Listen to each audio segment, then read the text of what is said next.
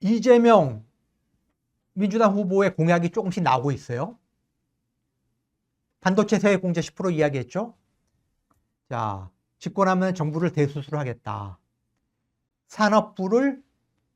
산업부와 통상부와 기후에너지부 세 개로 쪼개겠다. 지금은 통상교섭본부가 산업통상자원부 산하의 차관급 소속 기관으로 돼 있어요. 그거를 쪼개겠다는 거예요.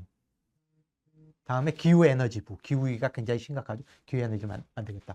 그게 왜 그러냐? 보면 예를 들어 미국과 산업통상부 장관 안덕근 장관이 미국에 갔어요. 그런데 자기가 관할하는 기후에너지 문제, 통상 문제, 산업 문제, 미국은 장관이 3명이에요. 자기 파트너가 3명이에요. 이런 문제도 있거든요. 그래서 산업부를 3개로 쪼개고, 그리고 통상교섭본부 같은 경우는 사실 문재인 정부 때 산업통상자원부 산하의 차관급으로 됐지, 그 이전에는 통상교섭본부가 장관급 공직이었어요. 독립된. 그렇기 때문에 이전으로 돌아간다고 볼 수도 있는 거고. 그 다음에 이거는 검찰 개혁 필수적인 거죠.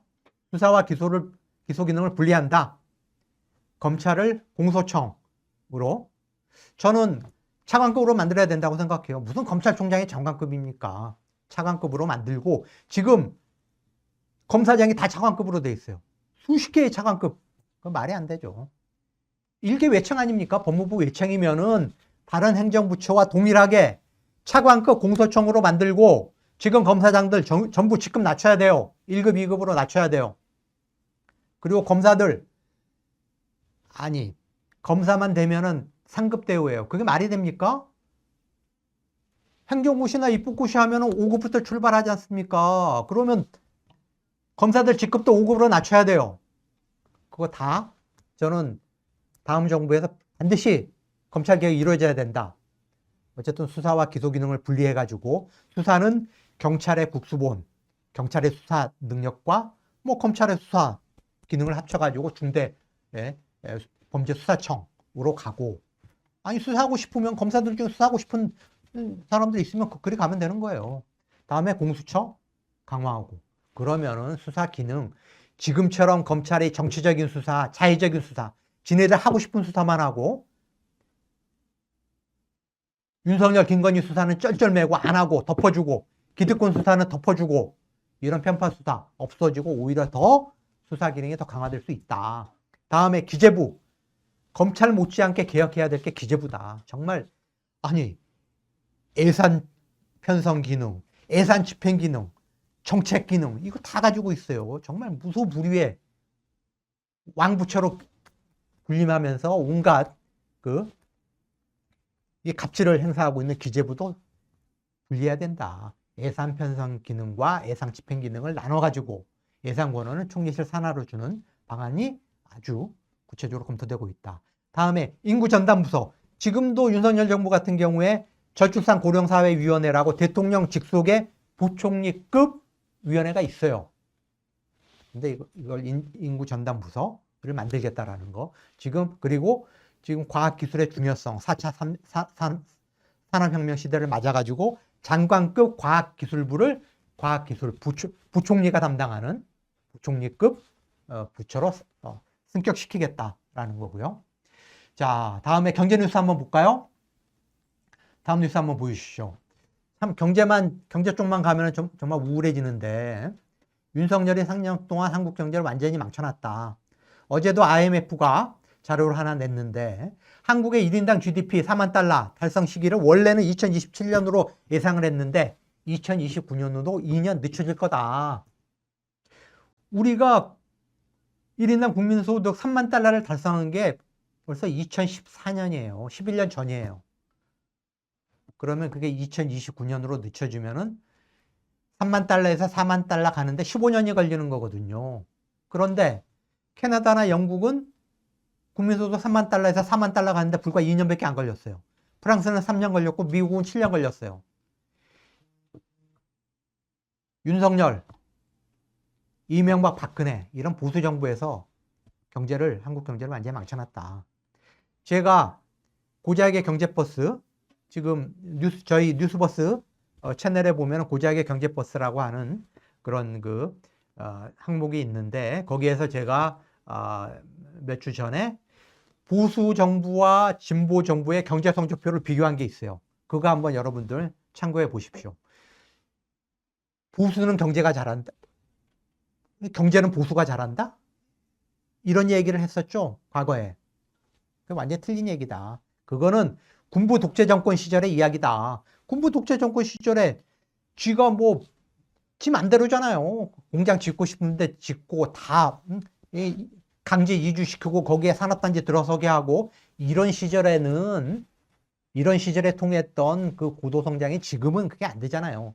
이익 집단의 어떤 이해관계에 조정하고 사회적인 갈등 누그러뜨리면서 경제정책을 추진해야 되는 시기인데, 오히려 진보 정권이 훨씬 유능하더라, 그런 측면에서. 그래서 고작의 경제버스 한번 참고해 보시라고 말씀드리고요. 자, 마지막, 이것도 참 우울한 이야기인데, 경실련에서 윤석열 정부 3년 동안 서울 지역의 아파트 값을 조사를 해봤어요. 그랬더니 강남 3구는 윤석열 3년 동안에 무려 18%가 올랐는데, 비강남권은 오히려 7%가 떨어졌더라.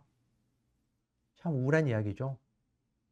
강남구 압구정동의 신현대 아파트는 무려 57%가 치솟았어요. 대치동 음마 아파트는 28%. 윤석열이 2022년 5월 10일 날 대통령에 취임을 했는데, 그 당시에 강남 3구 아파트하고 비강남권 아파트의 가격 차이가 2.3배였어요. 강남 아파트가 2.3배 더 비쌌어요. 그런데 지금은 2.9배가 더 비싸요. 격차가 확 벌어졌다. 윤석열 정부 3년 동안에 강남 3구 아파트만 주구장창 올랐고 비강남권 아파트는 오히려 더 떨어졌다. 그래서 잘 사는 동네와 못 사는 동네의 자산 격차가 더 벌어졌다. 이런 상황인데도 윤석열은 3년 동안 뭘 했냐? 부자 감세. 비싼 아파트를 가지고 있는 사람들의 종부세 깎아주고 보유세 깎아주고 이런 부자 감세를 밀어붙였다. 그 결과가 뭐냐? 세수 펑크다. 윤석열 정부 3년 동안에 거의 매년 30억, 40억, 50억, 수십억 원의 세수 감소. 이것 때문에 지금 나라 곳간이 거덜이 났다.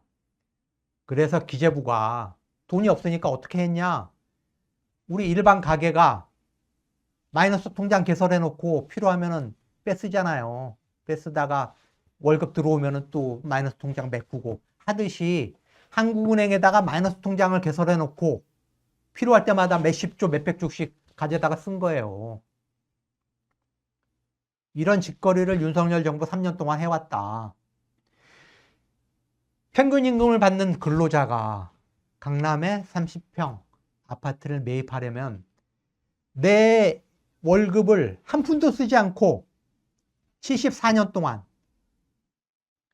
우리 경제활동 몇 년 합니까? 태어나서 초중 고등학교 나오고 하여튼 학교 다 마치고 군대 갔다 와가지고 직장 생활 시작해서 직장에서 쫓겨나는 기간 25년 30년 되면 직장에서 쫓겨나잖아요.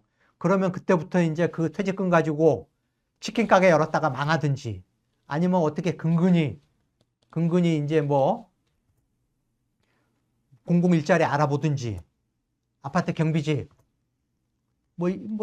이게 현실 아닙니까? 그러다 더 나이 들면은 폐지 죽고 70대 중반까지도 자기 이 노동력을 활용하지 않으면 먹고 살기 힘든 이런 상황에서 74년 동안 월급 모을 수도 없어요.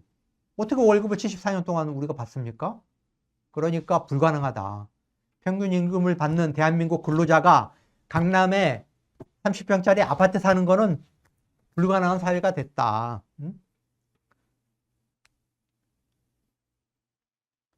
그래서 대한민국을 바꿔야 된다. 새로운 대한민국을 만들어야 된다. 그래서 6월 3일 조기 대선, 새로운 대한민국을 만드는 투표가 필요하다.